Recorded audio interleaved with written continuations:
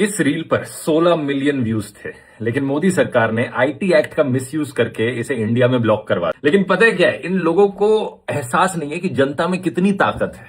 अब उन्हें जरा एहसास दिलाते हैं। मैं इस रील को दोबारा अपलोड करता हूं और इस बार इतना शेयर करना कि 30 मिलियन व्यूज क्रॉस हो जाए और डाउनलोड करके व्हाट्सएप पर हर जगह फैला दो। और अगर ये सब इसी तरीके से चलता रहा तो जल्दी आपको इंडियन करेंसी में महात्मा गांधी की जगह प्रधानमंत्री जी की फोटो दिखने वाली है। इस सरकार ने तो योजनाएं काफी शुरू करी हुई है, बट काफी सारी योजनाएं ऐसी हैं जिनका सिर्फ नाम चेंज हुआ है। और इस वीडियो में हम वही बात करने वाले हैं कि कौन कौन सी योजनाएं जो इस सरकार ने स्टार्ट करी है वो पहले से ही चलती आ रही है। बस ये सरकार क्रेडिट लेने का काम ज्यादा करती है और स्कीम बिल्ड करने का काम कम। साल 2005 में यूपीए सरकार ने नरेगा स्टार्ट किया था, जिसे महात्मा गांधी को ऑनर करने के लिए साल 2009 में महात्मा गांधी नरेगा नाम दे दिया गया था। अब इस सरकार ने क्या किया है, 2025 में इसका नाम चेंज करके वीबीजी रामजी रखने वाली है। यही नहीं, 28 अगस्त 2014 को प्रधानमंत्री जनधन योजना स्टार्ट करी गई थी, जिसमें जिन भी परिवारों के बैंक अकाउंट्स नहीं थे उनको जीरो बैलेंस पे बैंक अकाउंट ओपन करने का स्कीम लाया गया था। और उस टाइम प्रधानमंत्री का इतना ज्यादा इन्फ्लुएंस था कि एक ही दिन में 1.5 करोड़ से ज्यादा बैंक अकाउंट ओपन हुए थे। अब सुनने में तो ये अच्छा लगता है कि बहुत अच्छी स्कीम लाई जिससे कि बैंक अकाउंट ओपन किया जा सके। आज के टाइम पे जो हमारा डिजिटल पेमेंट है वो